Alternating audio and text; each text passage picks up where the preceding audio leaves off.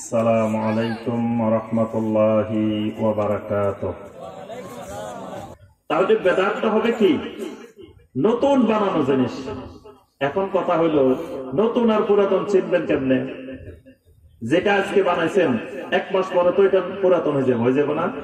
আজকে যার বিয়ে হয়েছে, আজকে এই বাড়ির এটা নতুন বউ, এক মাস গেছে এটা পুরান বউ হয়ে গেছে না?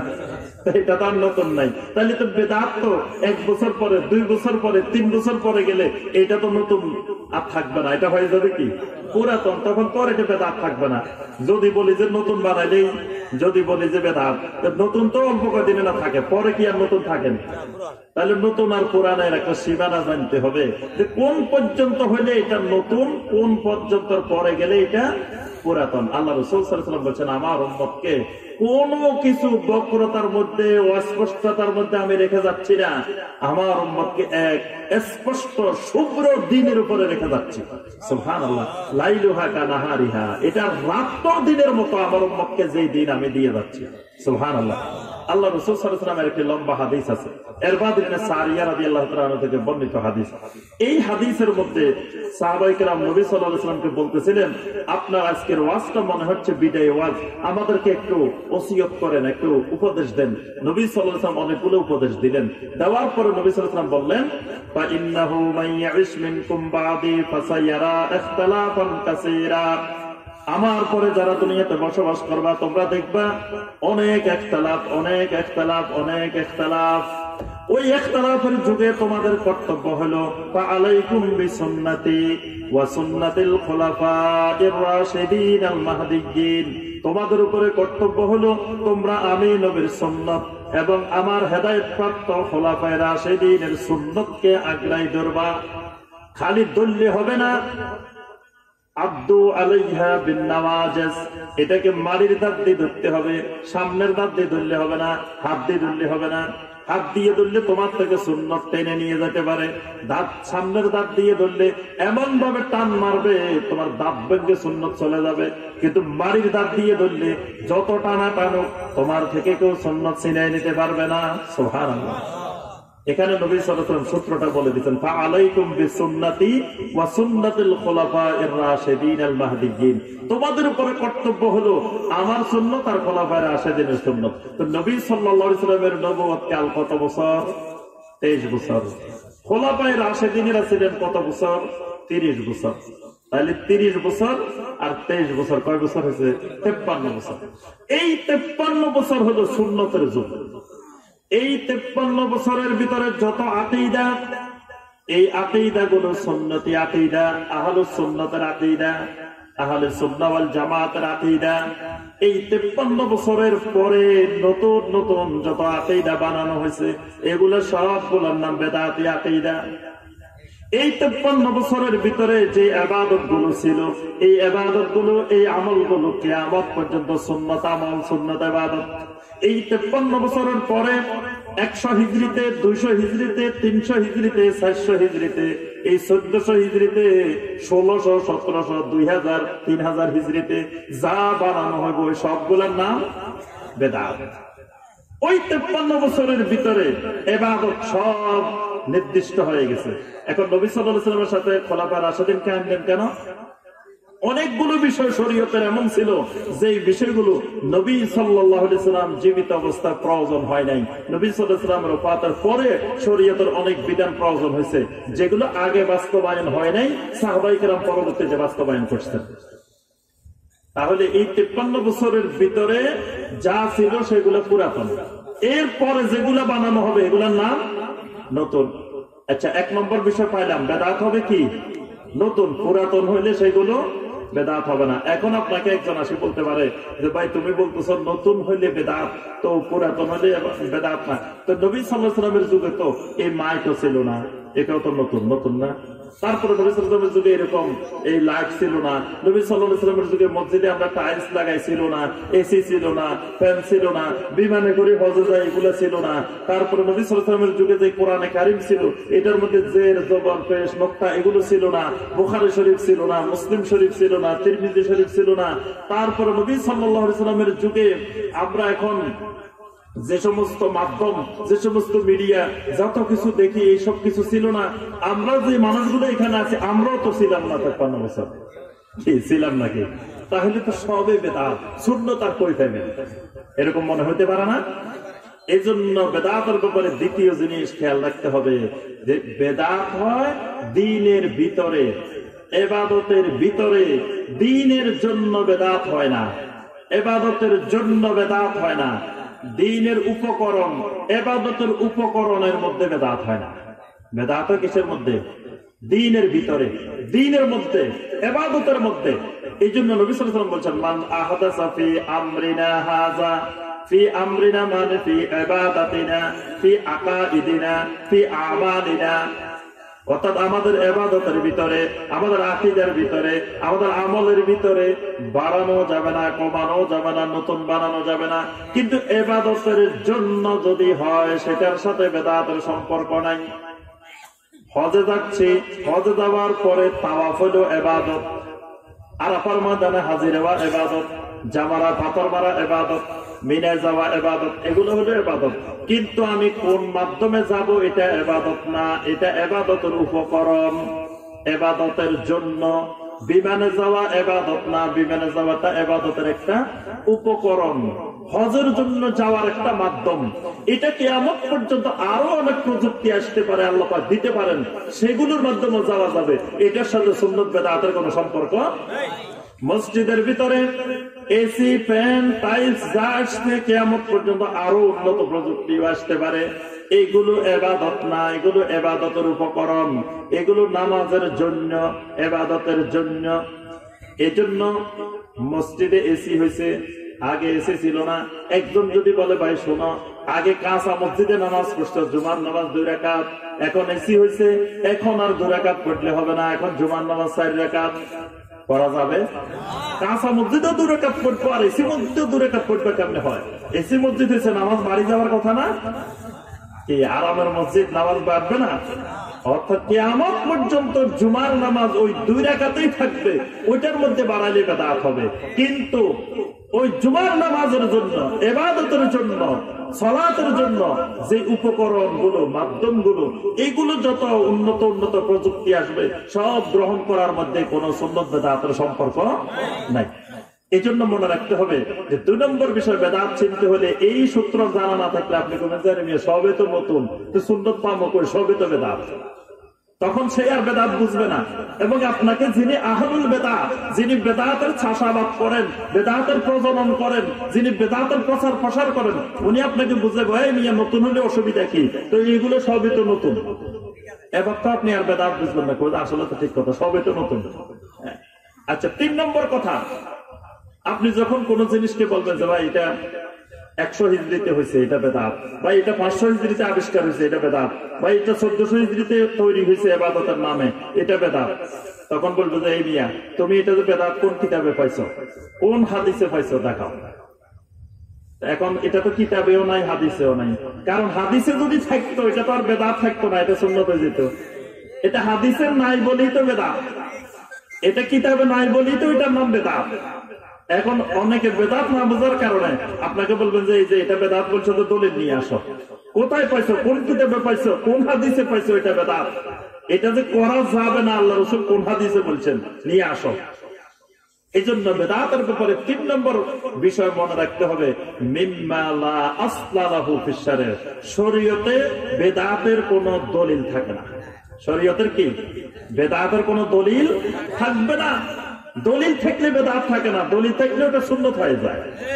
এই জন্য আমি সবসময় একটা উদাহরণ দিই, সব জায়গায় বলি যে ভাই এখানে সুন্দর একটা বিল্ডিং বাড়ি দেখা যাচ্ছে, আমি ঘোষণা দিলাম আপনাদেরকে ভাইজান যে এই যে বাড়িটা এত সুন্দর দেখতেছেন, বাড়ি এটা কিন্তু আমার না। আপনারা আবার ভুল বুঝিয়েন না যে বাড়ি এটা মনে হয় আমাদের আজকে যিনি ওয়াজ করতে আসছে হুজুরের মনে হয়, বাড়ি এটা কিন্তু আমার না। তখন ঘোষণা দিলাম, আপনারা বললেন যে আপনি যে বললেন বাড়ি এটা আপনার না, হুজুর আপনি একটু দলিলটা দেখাই যান, কবলাটা একটু দেখান, খতিয়ানটা একটু দেখান। তা আমি দেখাইতে পারবো বাড়ি এটা যে আমার না, কোন দলিল কবলা খতিয়ান আছে? দলিল কবলা খতিয়ান থাকলে তো বাড়িটা আমারে থাকতো। দলিল কবলা খতিয়ান কিছু নাই দেখি তো বাড়ি এটা আমার না, এই জন্য ঘোষণা দিছি এটা আমার না। এই জন্য যিনি বলবেন এটা বেদাত, তাকে দলিল দেখানো লাগবে না, এটা দলিল নেই। যিনি বলবেন এটা সুন্নাত তিনি দলিল দেখাবেন যে দেখো এটা নবী সাল্লাল্লাহু আলাইহি ওয়াসাল্লাম করছেন, সাহাবায়ে কেরাম করছেন, এটার এই দলিল আছে। আবার অনেক সময় এই ক্ষেত্রে একটা জিনিস মনে রাখতে হবে, দেখা যায় কোন কোন বেদাতকে জায়েজ করার জন্য কোরআনের আয়াত দেখানো হয়, হাদিস দেখানো হয়, কিন্তু নবী সাল্লাল্লাহু আলাইহি ওয়াসাল্লামের আমল দেখাতে পারে না, সাহাবায়ে কেরামের আমল দেখাতে পারে না। আমার আলোচনা সংক্ষেপ করার জন্য আমি বিস্তারিত যাচ্ছি না। যেমন জিকিরের কিছু কিছু নতুন নতুন পদ্ধতি যেগুলো নবী সাল্লাল্লাহু আলাইহি ওয়াসাল্লাম এই পদ্ধতিতে করেন নাই, সাহাবায়ে কেরাম করেন নাই। এখন একজন আসে বললো যে না, এরকম জিকির করার জন্য তো আল্লাহ কোরআনে বলছে, যেমন ওয়াজকুর রাব্বাকা ওয়াজকুর ইসমা রাব্বিকা, তোমার রবের নামের জিকির করো, কোরআনে বলছে। তো এখন উনি বলতে পারে যে এটা তো কোরআনে আছে, তাহলে এটা তো দলিল পাওয়া গেছে। এই ক্ষেত্রে একটা জিনিস খুব ভালো করে মনে রাখবেন, কোরআনে কারিমের অর্থ, কোরআনে কারিমের ব্যাখ্যা, কোরআনে কারিমের আমল এটা বুঝতে হবে নবী সাল্লাল্লাহু আলাইহি ওয়াসাল্লাম থেকে এবং সাহাবায়ে কেরাম থেকে। নিজে নিজে বোঝা যাবে না, নিজে নিজে বুঝলে গোমরাহির রাস্তা খুলে যাবে। কোরআন বোঝার জন্য, নবী সাল্লাল্লাহু আলাইহি ওয়াসাল্লামের সকল হাদিস বোঝার জন্য অবশ্যই নবী সাল্লাল্লাহু আলাইহি ওয়াসাল্লাম থেকে, সাহাবায়ে কেরাম থেকে, তাবেঈন থেকে, তাবে তাবেঈন থেকে, সালাফে সালেহিনদের থেকে দ্বীন বুঝতে হবে, কোরআন বুঝতে হবে, সুন্নাহ বুঝতে হবে। 1400 বছর পরে এসে নিজে নিজে নতুন ভাবে বোঝার কোনো সুযোগ নাই। যদি কেউ বুঝতে চায় তো সে গোমরাহ হয়ে যাবে, গোমরাহির রাস্তা খুলে যাবে। এজন্য সালাফে সালেহিনের বুঝকে, সাহাবায়ে কেরামের বুঝকে শক্ত করে ধরে কোরআন সুন্নাহ বুঝতে হবে। এখন কোরআনে আছে এরকম জিকির করার কথা, নবী সাল্লাল্লাহু আলাইহি ওয়াসাল্লাম করেন নাই, সাহাবীরা করেন নাই, তার অর্থ কি? তাহলে আমি যদি বলি যে আয়াতটা নাজিল হয়েছিল কিন্তু নবী সাল্লাল্লাহু আলাইহি ওয়াসাল্লাম মনে হয় বুঝতে পারেন নাই আয়াতের আমল যে এটা, ঈমান থাকবো? আচ্ছা, যদি বলি যে না, নবী সাল্লাল্লাহু আলাইহি ওয়াসাল্লাম বুঝছেন ঠিকই কিন্তু এটার আমল করেন নাই, তাহলে ঈমান থাকবো? দুটাই ঈমান হারানোর মাধ্যম। অর্থাৎ তাহলে কোরআনের আয়াতে আছে, নবী সাল্লাল্লাহু আলাইহি ওয়াসাল্লাম করলেন না কেন, সাহাবীরা করলেন না কেন? তার অর্থ না আমি যে আয়াত বুঝছি নবী সাল্লাল্লাহু আলাইহি ওয়াসাল্লাম, সাহাবায়ে কেরাম আয়াতটা এইভাবে বুঝেন নাই, আয়াতের অর্থ এটা না, আমারটা ভুল, নবী সাল্লাল্লাহু আলাইহি ওয়াসাল্লাম এবং সাহাবায়ে কেরাম যেটা করছেন এটাই সঠিক। এই জন্য বেদাতের ব্যাপারে মনে রাখবেন, বেদাতের কোন দলিল নাই। এখন কথা হলো, শাইখুল ইসলাম ইবনে তাইমিয়া রাহিমাহুল্লাহ বলছেন বেদাতের কাছে অনেক সময় দলিল থাকে, তোমার কাছে দলিল নেই, আহলুস সুন্নাহর কাছে দলিল নেই, কিন্তু আহলুল বেদাতের কাছে দলিল আছে। দেখবেন যিনি যে বেদাত করেন উনি ওনার বেদাতের সপক্ষে অনেকগুলো দলিল বানায়নি, রেডি করে নেই। ওই বেদাতটাকে বৈধ করার জন্য তিনি কিছু আয়াত আর হাদিসকে এটা সপক্ষে দলিল বানায়। শাইখুল ইসলাম ইবনে তাইমিয়া রাহিমাহুল্লাহ বেদাতি দলিল দেওয়ার পরে তুমি কয়েকটা জিনিস লক্ষ্য করবা। একটা জিনিস লক্ষ্য করবা, যে বেদাতের সপক্ষে দলিলগুলো দেওয়া হবে এইগুলো আয়াতের অংশ বিশেষ অথবা হাদিসের অংশ বিশেষ, ফুল আয়াত ফুল হাদিস দিয়ে কোনোদিন দলিল দিবে না। দেখবে যে আয়াতের মাঝখান দিয়ে একটা অংশ, অথবা দেখবে যে তোমার হাদিসের মাঝখান দিয়ে একটা অংশ দিয়ে দলিল দিবে, কিন্তু এটা দিয়ে যে দলিলটা দিছে এটা পুরো আয়াতটা তেলাওয়াত করলে ওই দলিলের জবাব ওখানেই আছে। মানে তার দলিল যে বুয়া, তার দলিল যে এই সঙ্গে এটার সঙ্গে খাপ খায় না, এটা ওই আয়াতের ভিতরে পাওয়া যাবে। এই জন্য বেদাতি যখন দলিল দেয় তখন বেদাতিকে বলবা যে পুরো আয়াতটা তেলাওয়াত করেন, তখন তার জবাব ওই আয়াতের ভিতরে আছে। যেমন একজন আসে আপনাকে বলতেছে যে ভাই শুনেন, নবী সাল্লাল্লাহু আলাইহি ওয়াসাল্লাম কিন্তু নূরের তৈরি। আপনি বললেন যে ভাই কই পাইছেন এটা? ওয়াকাদ জাআকুম মিনাল্লাহি নূরুন ওয়া কিতাবুম মুবিন, যে আল্লাহ বলছেন তোমাদের কাছে আল্লাহর পক্ষ থেকে নূর আসছে আর কিতাবে মুবিন আসছে। এটা হলো আয়াতে কারিমার অংশ বিশেষ, পুরো আয়াত না। তখন ওই ব্যক্তিকে বলো যে পুরো আয়াত তেলাওয়াত করেন। পুরো আয়াত যখন তেলাওয়াত করবে এখানে আল্লাহ পাক নূরের অর্থ আল্লাহ ব্যাখ্যা করছেন, ইয়া আহলাল কিতাব, আল্লাহ পাক এখানে আহলে কিতাবদেরকে সম্বোধন করছেন যে কাদ জাআকুম রাসূলুনা, তোমাদের কাছে আমার রাসূল এসে গেছে, ইউবাইয়িনু লাকুম কাসীরাম মিম্মা কুনতুম তুখফুনা মিনাল কিতাব, তোমরা কিতাবের অনেক কিছু গোপন করে রাখতা, আমার রাসূল এসে সেগুলো প্রকাশ করে দিয়েছে। তাহলে নূরের কাম কি? লাইট এটার কাম কি? লাইট এটার কাম হলো অন্ধকারে আমরা সবাই বসে রয়েছি, লাইট এটা আসার পরে এবার আমরা একজন আরেকজনের চেহারা দেখে গেছি, সবাই সবাই চিনে গেছি, লাইট এটা আমাদেরকে প্রকাশ করে দিছে। আল্লাহ পাক বলছেন যে তোমরা তত লুকাইবা ইহুদিরা, আহলে কিতাবেরা, আমার রাসূল এসে গেছে, আর লুকানো সম্ভব হবে না, আমার রাসূল তোমাদের যা লুকাইছে সব প্রকাশ করে দিবেন। এই জন্য ইমাম তাবারী রাহমাহুল্লাহ বলছেন এই আয়াতের তাফসীরে যে আল্লাহ রাসূল সাল্লাল্লাহু আলাইহি ওয়াসাল্লাম নূর, কিন্তু নূরের তৈরি না। নূরের ব্যাখ্যা দেওয়া হয়েছে, আল্লাহ পাক নিজে এখানে ব্যাখ্যা দিচ্ছেন যে নবী সাল্লাল্লাহু আলাইহি ওয়াসাল্লাম আহলে কিতাবেরা যা কিছু তাওহীদের, রিসালাতের, দ্বীনের লুকাইছিল, কোরআন এসে নবী সাল্লাল্লাহু আলাইহি ওয়াসাল্লাম এসে সব প্রকাশ করে দিয়েছেন। এজন্য আল্লাহ পাক নূরও বলছেন, কিতাবে মুবিনও বলছেন, কোরআনের কথাও বলছেন। আর কোরআনের সিফাতটা দেখেন কত, এখানে আল্লাহ পাক সিফাতটা দিয়েছেন মুবিন, মানে বয়ান করে দিছে, তোমরা যা লুকাইছিল সব প্রকাশ করে দিছে, সব বয়ান করে দিছে, ব্যাখ্যা করে দিছে। আবার নবী সাল্লাল্লাহু আলাইহি ওয়াসাল্লাম এমন নূর, যেই নূরের মাধ্যমে সমাজ থেকে শিরক দূর হয়েছে, কুফর দূর হয়েছে, জাহিলিয়াত দূর হয়েছে, তাওহীদ প্রতিষ্ঠা হয়েছে। তো এইটাই তো নূরের কাজ। তাহলে ওই যিনি বেদাতের দলিল দিচ্ছেন, ওনার দলিলের জবাব এখানে আছে।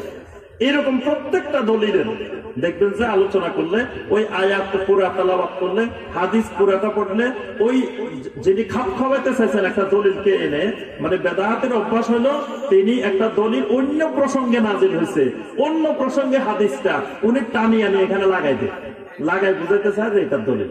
এই জন্য বেদাতের কোন দলিল নাই। 4 নম্বর কথা এটার মাধ্যমে শেষ। 4 নম্বর কথা হলো যে কোন জায়গায় কোন কাজ করার নাম সুন্নাত, কোন জায়গায় কোন কাজ না করার নাম সুন্নাত। কোন জায়গায় করার নাম বেদাত, কোন জায়গায় না করার নাম বেদাত। আমি একটা উদাহরণ দিলে বুঝবেন। আপনাদের এইদিকে সব মসজিদে 5 ওয়াক্ত নামাজের আজান হয় না? 5 ওয়াক্ত ফরজ নামাজের আগে আজান দেওয়া হয়। তাহলে এই আজান দেওয়া কি? সুন্নাত। কিন্তু বছরের 2 বার ঈদের নামাজ হয়। ঈদের নামাজে কি আজান দেওয়া হয়? দেওয়া হয় না। জানাজার নামাজ হয়, জানাজার নামাজে আজান দেওয়া হয়? দেওয়া হয় না। আজান দিলে কি গুনাহ হয়? আজান কি গুনার কাজ? আজান তো ফজিলতের কাজ, আজান তো সওয়াবের কাজ। আজান যত দিবেন তত সওয়াব।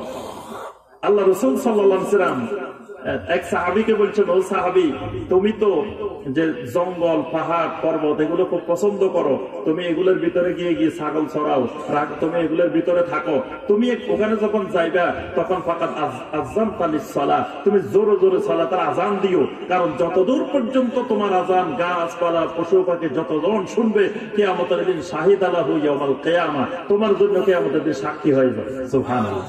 তাহলে একজন কয়, ভাই প্রতিদিন মুয়াজ্জিনের জন্য আজান দিতে পারি না, আজকে ঈদের দিন মাইকটা খালি পড়ে রয়েছে, আমি একটু সুন্দর করে আজান দিয়ে দিই, ফজিলতটা পাই যায়। কি উনি যদি ঈদের দিন যায় আজান দেয়, সওয়াব পাইবো? তাহলে আজান দিলেও গুনাহ হবে। কি আজান দিলে গুনাহ হবে? তাহলে 5 ওয়াক্ত নামাজের জন্য আজান দিলে সওয়াব হয়, ঈদের নামাজে, জানাজার নামাজে আজান দিলে কি হয়? গুনাহ হয়। তাহলে বোঝা গেল একই ইবাদত, কোন জায়গায় করলে ইবাদত, কোন জায়গায় করলে বেদাত। এই 5 ওয়াক্ত নামাজের আজান দেওয়া সুন্নাত, কিন্তু জানাজা, ঈদের নামাজে যদি আজান দেন এটা হবে কি? বেদাত। তাহলে বোঝা যায় এক জায়গায় করার নাম সুন্নাত, আজান দেওয়ার নাম সুন্নাত, আর ওই জায়গায় আজান না দেওয়ার নাম সুন্নাত। কোন জায়গায় দোয়া করার নাম সুন্নাত, কোন জায়গায় দোয়া না করার নাম সুন্নাত। কোন জায়গায় হাত তোলার নাম সুন্নাত, কোন জায়গায় হাত না তোলার নাম সুন্নাত। কোন জায়গায় আপনার সালাম দেওয়ার নাম সুন্নাত, কোন জায়গায় সালাম না দেওয়ার নাম সুন্নাত। টয়লেটে বসে রয়েছে, টয়লেটে বসে বসে সালাম দেওয়া যাবে? টয়লেট থেকে দেখতেছেন রাস্তা দিয়ে কি যাচ্ছে, ভাইজান শুনেন আসসালামু আলাইকুম, দেওয়া যাবে? তাহলে সালাম দেওয়া সুন্নাত না? আপনি বলেন যে কি মিয়া সালাম দেওয়া সুন্নাত, আমি একটু টয়লেট থেকে দেখতেছি উনি যাইতেছে, সালাম দিলাম, তো সুন্নাত হবে না? তাহলে ওখানে না দেওয়ার নাম সুন্নাত। কি বলেন? ওখানে না দেওয়ার নাম সুন্নাত। এরকম সবগুলো ইবাদত দেখবেন যে কোন জায়গায় করার নাম সুন্নাত, কোন জায়গায়। আরাফাতের ময়দানে বছরে 1 দিন বসে থাকা লাগে, বসে থাকলে হজ হয়। কোন তারিখে? জিলহজ মাসের 9 তারিখ। জিলহজ মাসের 9 তারিখ সূর্য পশ্চিম আকাশে ঢলে পড়ার পর থেকে সূর্য ডুবা পর্যন্ত আরাফাতের ময়দানে বসে থাকবেন, এটার নাম ইবাদত, এটার নাম হজ। এখন আপনি বললেন যে মিয়া 9 তারিখে গেলে এত 40 লাখ 50 লাখ মানুষ একত্রিত হয়, টয়লেটে 20 জন 25 জনের লাইন ধরতে হয়, এত কষ্ট পারবো না, পরের দিন খালি পড়ে থাকে, আমি যে 10 দিন বসে থাকবো। পরের দিন দেখবেন যে ওই ময়দান একটাই, ওইটাই গতকাল একটাই ময়দানও ওইটাই, তাঁবুও আছে, টয়লেটও আছে, এগুলো তো সাথে সাথে খোলে না, এগুলো অনেকদিন পর্যন্ত থাকে। আপনি ওই তাঁবুতে, ওই টয়লেটে, ওই ময়দানে, ওই জায়গায় আপনি 10 দিন কাটাইলেন, 20 দিন কাটাইলেন, 30 দিন কাটাইলেন, কি সওয়াব হবে? কিচ্ছু হবে না।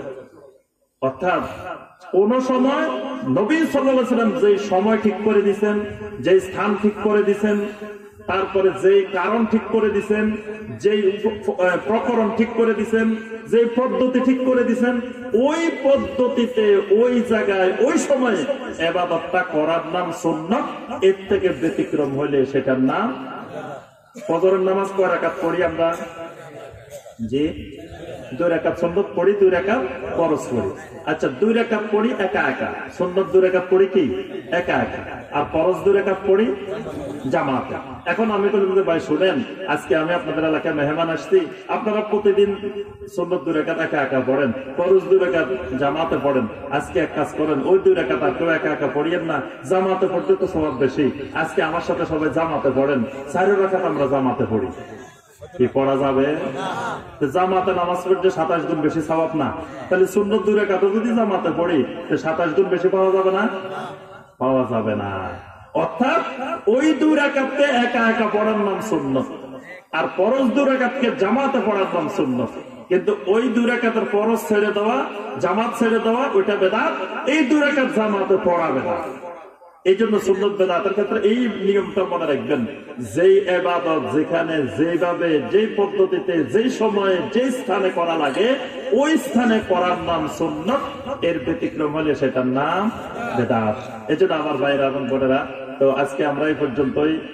আমরা সারা রাত সুন্নাত বেদাতের আলোচনা করলেও শেষ হবে না, বিশাল আলোচনা। আমি এই যে আমাদের মধ্যা সরকার বাড়ি জামে মসজিদে বেদাতের উপরে ধারাবাহিক 15টা খুতবা শুরু করছি, এর মধ্যে মনে হয় 4টা গেছে ধারাবাহিক। আমরা 15টা খুতবার মধ্যে শুধু বেদাতের উপরে আলোচনা করবো। এর আগে আরো অনেক আলোচনা, বেদাতের উপরে বিশাল বিশাল বই রচিত হয়েছে। মানে এইগুলো আলোচনা করলেই আপনার সারা রাত শেষ হবে না। তো এই জন্য আমরা মূল কথাগুলো আলোচনা করলাম।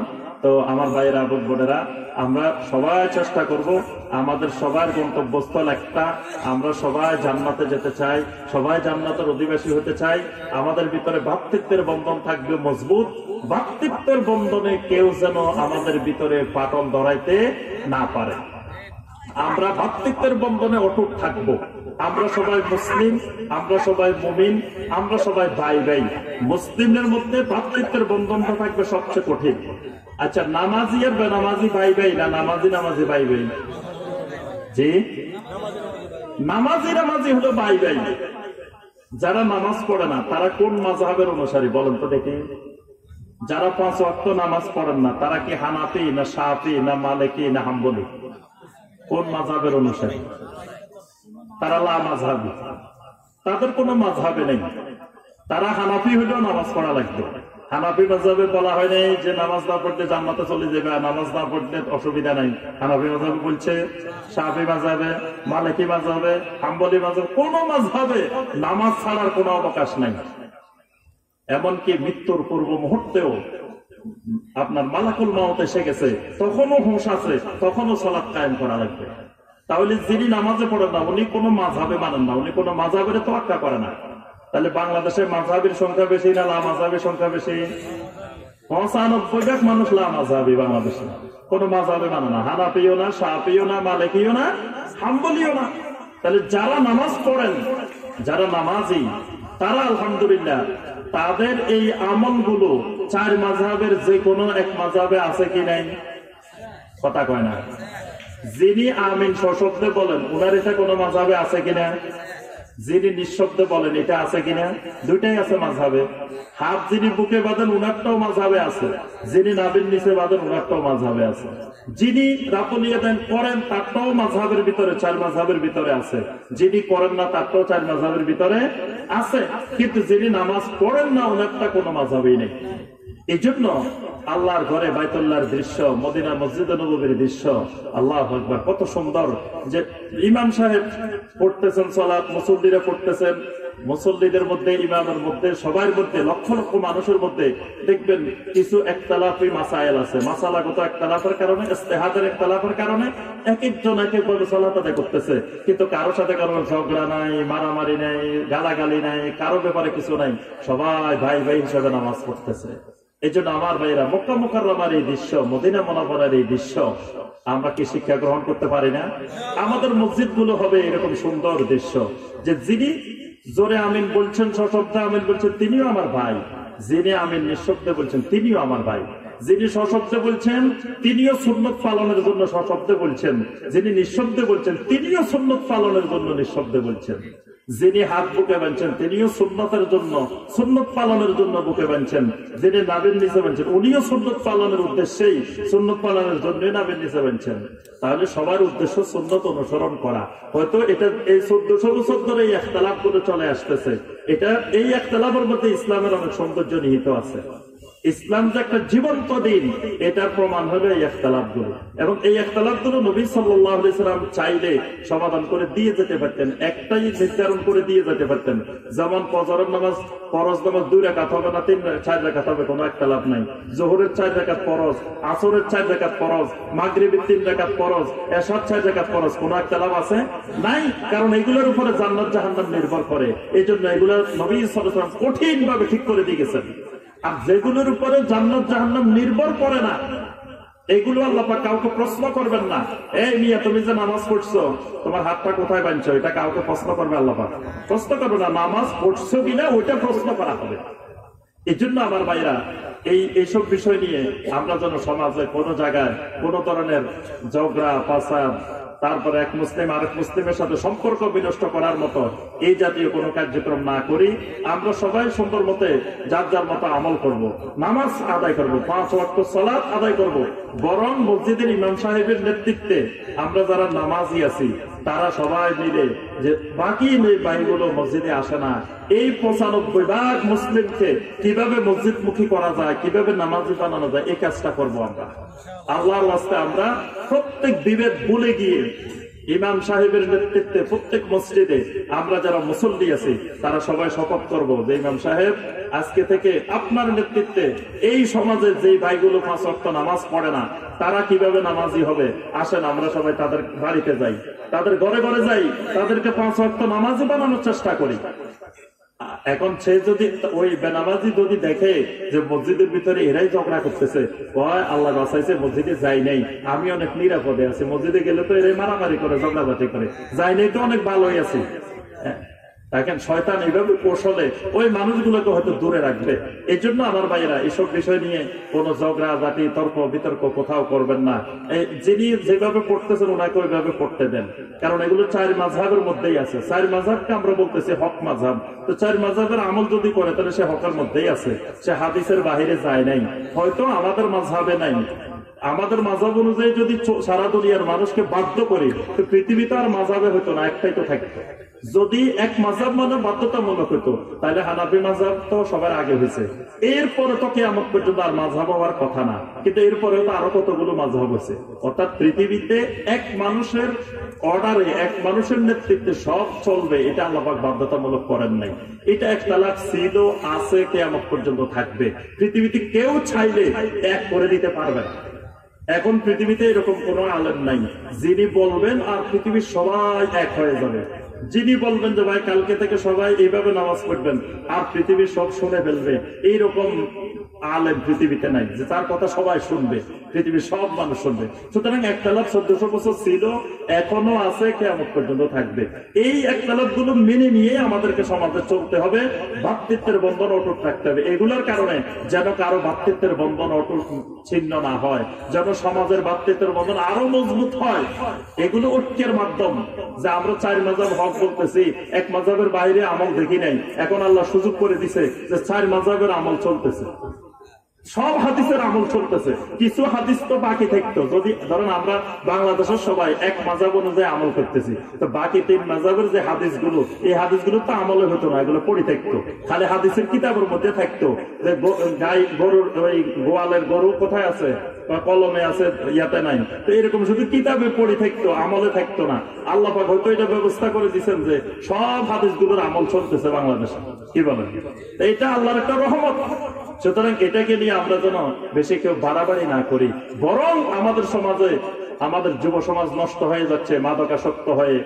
তারপরে আমাদের সমাজে সন্ত্রাস, তারপরে বিভিন্ন দুর্নীতি, কত রকমের অপরাধ, এবং দিন দিন মানুষ দিন বিমুখ হয়ে যাচ্ছে, আকীদা বুঝতেছে না, নাস্তিক হয়ে যাচ্ছে।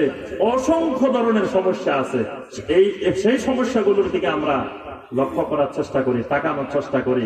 কিভাবে আমাদের যুব সমাজ সুন্দর হবে, আমাদের শিশুরা সুন্দর হবে, আগামী প্রজন্ম কিভাবে দ্বীনের উপরে, তাওহীদের উপরে শিরিক মুক্ত হয়ে গড়ে উঠবে। কারণ এমন অবস্থা আসতেছে, কঠিন কঠিন ফিতনা আসতেছে, যেই ফিতনার ঢেউয়ে আমাদের সন্তানেরা নাস্তিক হয়ে যাওয়ার সম্ভাবনা আছে। বেশি দিন বেশি দূরে না। আমরা হয়তো আমাদের মোটা মাথার কারণে আমরা বুঝতেছি না, সূক্ষ্ম দূরদর্শী হলে আমরা বুঝতাম যে কি সূক্ষ্ম কৌশলে এমন এমন ফিতনা আমাদের সামনে আসতেছে। দেখবেন কয়দিন পরে মুসলিমের ছেলে সে পরিচয় দিবে আমি নাস্তিক, সে পরিচয় দিবে আমি মানে অমুক পন্থী, আমি অমুক পন্থী, মানে ইসলাম থেকে দূরে সরে গিয়ে সে অন্য নাস্তিক পরিচয় দিতে সে গর্ববোধ করবে। ওই সময় আমাদের সামনে আসতেছে কৌশলে, সূক্ষ্ম কৌশলে। এই জন্য আমাদের এই প্রজন্মকে কিভাবে মাদক মুক্ত, সন্ত্রাস মুক্ত, জঙ্গিবাদ মুক্ত, অপরাধ মুক্ত এবং নাস্তিকতাবাদ মুক্ত একটা যুব সমাজ, একটা পরবর্তী প্রজন্ম গড়ে তুলব, সেই দিকে আমরা লক্ষ্য করার চেষ্টা করি। আল্লাহ রাব্বুল আলামিন আমাদের সবাইকে শিরক এবং বেদাত মুক্ত হওয়ার তৌফিক দান করুন।